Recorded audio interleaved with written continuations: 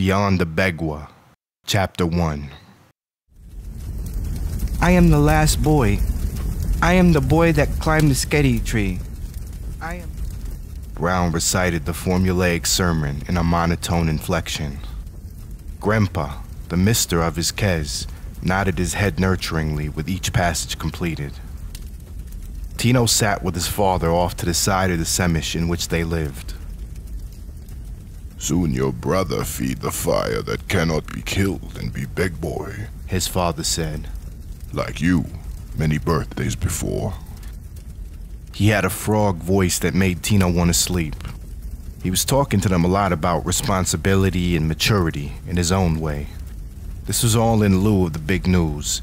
His brother, Brown, just had his first oops, and that marked the beginning of being a beg boy, according to the traditions of his Kez.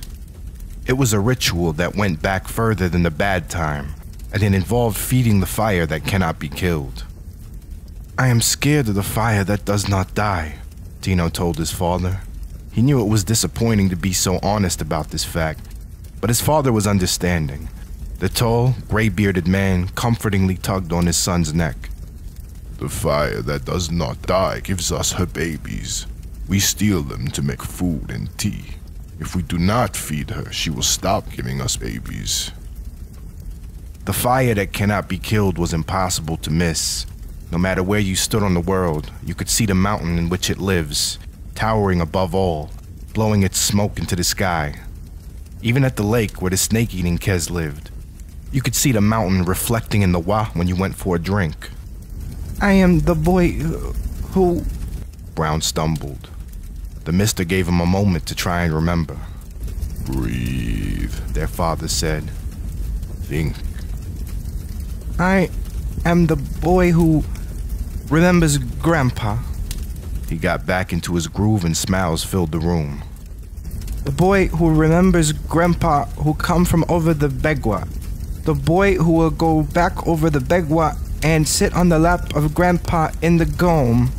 Go home, the mister corrected him. But, said Brown, confused. But, go home is for the buai to say. We say gome. Yes, the mister replied. We are not the buai. But go home is the right way, and this is a big time for a boy, so we say everything the right way. Baba, Tino whispered to his father.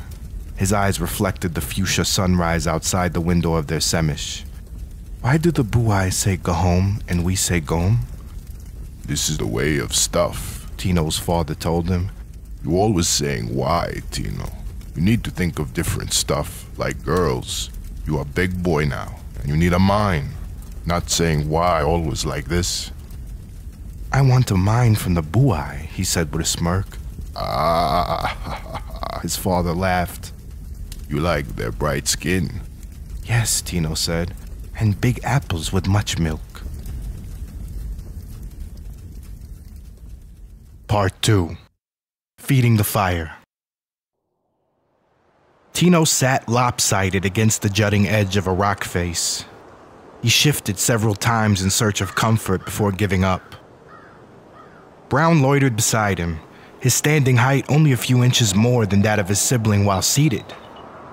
Sure, Tino was large for his age, but still. Glossing over Brown's inadequate size, he couldn't help but question whether this boy should be seen as a big boy yet. As if osmosing his thoughts, Brown muttered quietly, Tino, now that I big boy, do I have to fight with the bully? Tino gave pause, unsure how to respond. On one hand, his tribe had decreed his brother a big boy, therefore there was no longer any need to coddle his feelings. On the other hand, he still looked a boy and continued to play with twigs and throw rocks in the sand with his friends. I don't know, Tino said, biding his time. The bully does not fight for many birthdays, not after we make friends with the snake eaters. Tino was watching the smoke trails of his village in the distance beyond a hazy ocean of palm trees. The billows were disseminating into the cloudless sky, with the sun peering behind them. It hung just above the misty silhouette of the snow ladder, which signified it was still very much east. They had daylight left to burn, but it would pass quickly in the ides of physical exertion. Just as the glare of light began to ache his eyes, Tino turned away to his brother's face, only to find it wet and red. "Why sad?" he asked Brown, mopping his brother's tears with a calloused palm. "I'm scared of fighting in the bully." The child was leaking his adolescence, but also showcasing a level of control that he hadn't previously. Just a few months prior, Tino recalled his brother reacting much more strongly, bawling on the floor over a broken bird toy with a complete lack of composure. The stakes were too high for him not to react, but he was also cognizant of his pronouncement of maturity. Tino tried to capitalize on this. "You are big boy now, and big boy don't be scared." "But I am scared," Brown said with a quivering throat. "Baba said he's scared of bears, and he a big boy too." Tino took his brother by the shoulders, looking into his eyes. "The bully will not fight, so you will not have to fight with the bully. Let's feed the fire. That's why we come, right?" The boy nodded solemnly, wiping his face dry. There were some minutes without words as they crawled up a steep ascent. Brown's walk was staccato as he tried to sidestep large pebbles. He dwindled behind several feet, stretching up his sheepskin shoes over his calves periodically. The shrubbery was diminishing, replaced with shiny magma rock slates which were warm to the touch. Cool breezes gave refuge between the waves of heat which intensified as they approached the peak. By this time, both were glistening with sweat and wet hair. Tino shed his vest and left it on a large stone that would be easy to find on the way back. He thought about the last time he'd visited the fire that never dies. It had been 3 or 4 birthdays since then, and he was scolded for it at that time. 2 birthdays prior to that, he recalled his own rite of passage, feeding the fire on his 11th, just 1 week after his first oops. "Tino," said Brown, prodding the silence. "the buai have words."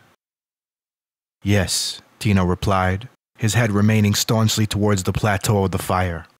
"The buai have words," he added. "Why don't we have words?" Tino often pondered this himself, but tried to conjure a wise-sounding explanation.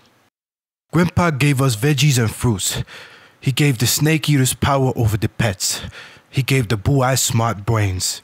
This is the way of stuff," he huffed between words. "You sound like Baba," Brown said. "I want power over the pets. I don't care about veggies and fruits."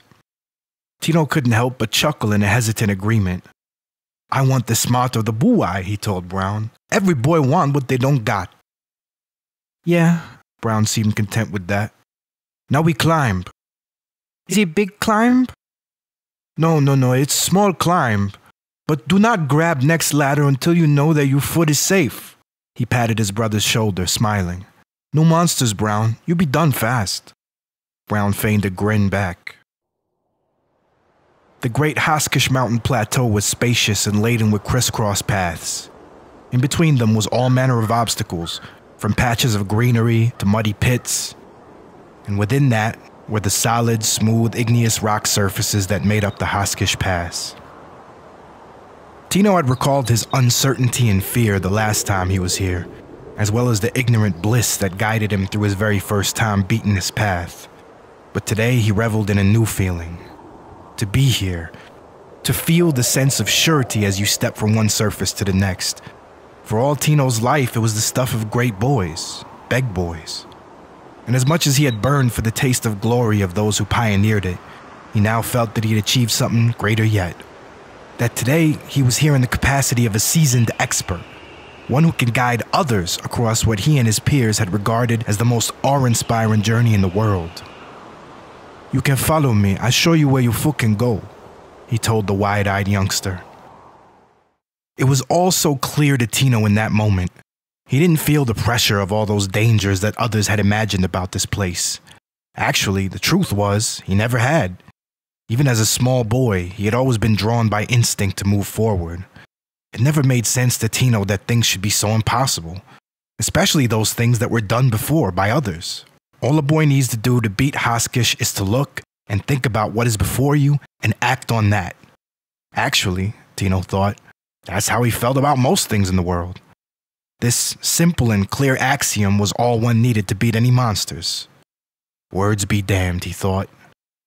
Will we be okay? Yes. Something had changed.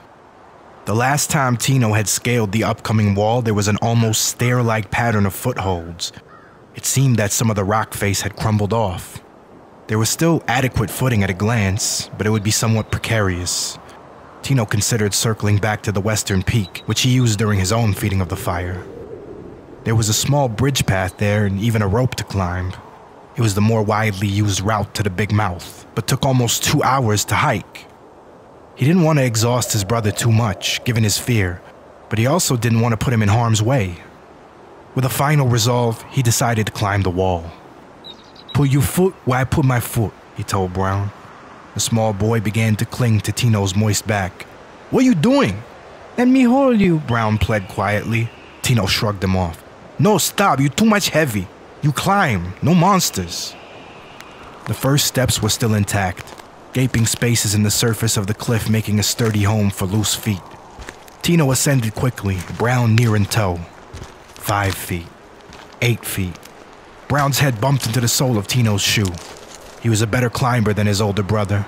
Or maybe Tino was getting rusty, spending all his time with the blue-eye girl. "Slow," Tino scolded. "You cuckoo." Brown failed to restrain a laugh, and before long they were both giggling childishly.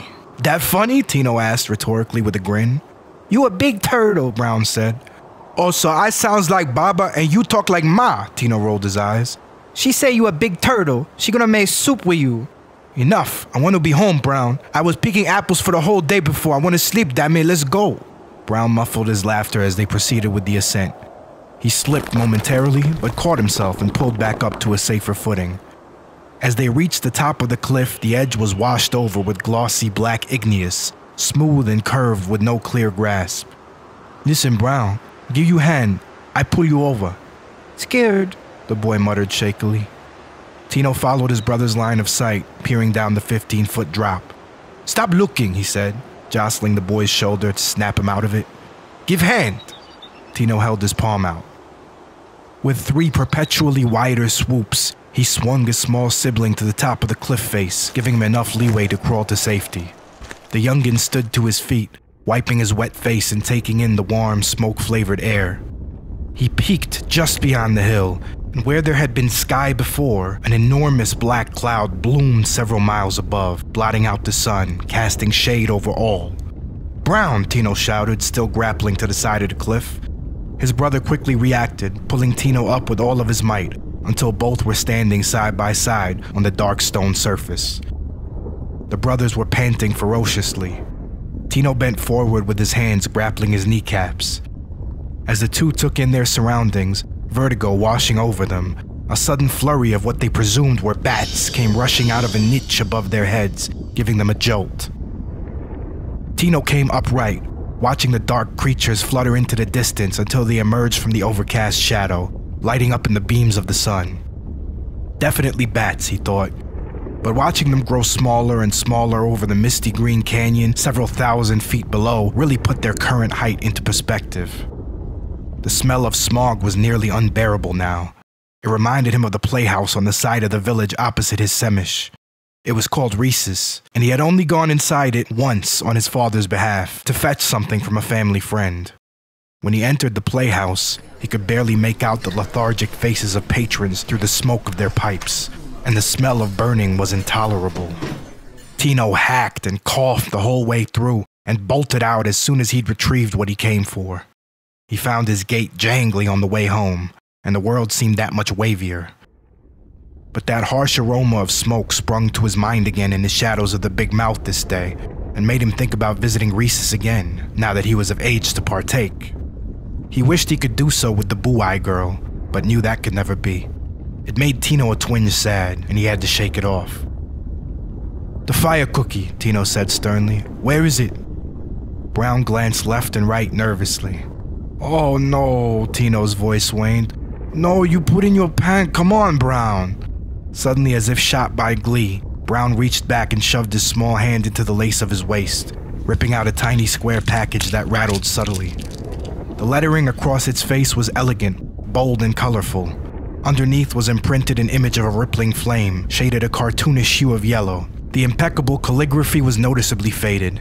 Not that they could read it regardless, but the blue-eyed girl had told Tino that if it were the same as the fire cookies of her Kez, it spelled out a name, Smith Mashes. An odd name to be sure. Perhaps he was a friend of Grandpa, or a brother of Claudia. Soon, Tino thought, the words and illustrations would be totally decayed, leaving the whole of it a grayish white. Careful, Tino reprimanded his brother, snatching the fire cookies away. This from before the bad time. You lose this, we can't feed the fire, stupid. What happens if we don't feed the fire? Brown hung his head. You know what happens, said Tino. She don't share her babies with us. Maybe she gets sick, throw up. Don't be stupid. He thwacked him with the packet of fire cookies lightly across the scalp. Tino turned towards the rippling mushroom cloud in the distance, working his way up a narrow ascending route. The other trailed a few feet behind with a wary step. Maybe we can give leaves to the fire. Brown's voice strengthened a touch. Sorry for calling you stupid, Tino interjected, as if relieving himself of that burden was foremost on his mind. You do good. Sticker good. He glanced at his brother with a smile. I tell Mom, she'd be happy. Am I brave? Said Brown, then reasserting his train of thought. Were you brave when you fed the fire? I always brave, said Tino boastfully, turning his face back.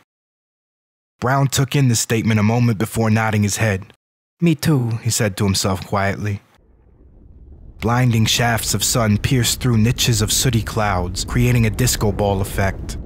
Besides these flashes, it could have just as well been the middle of the night and they'd never know the difference. The two crept up the last leg of the journey, around a winding slope of both smooth and rough patches. The walkway had an almost marbled design that shimmered gray and white in the occasional beams of light. The route seemed to randomly widen and narrow in variable extremes.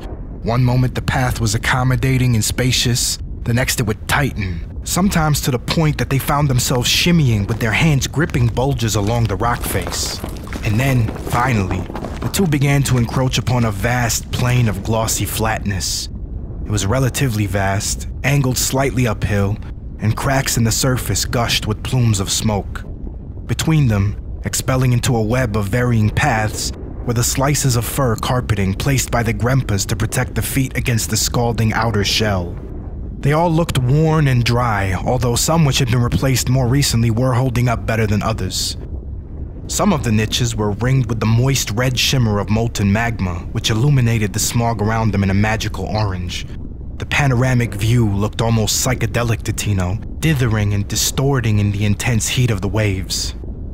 This it, said Tino, placing the packet of fire cookies into his brother's palm resolvedly and cupping over it with his own hand. This the big mouth? Brown asked. These little mouths, he replied. Big mouth too hot, too far. Little mouth good, you choose. Brown took in the moment. He tried for a deep breath to help clear his mind, but the noxious fumes only brought on a coughing fit, which ended with Tino pounding his back assistively. If you enjoyed this and you want more, like and comment below. And don't forget to subscribe.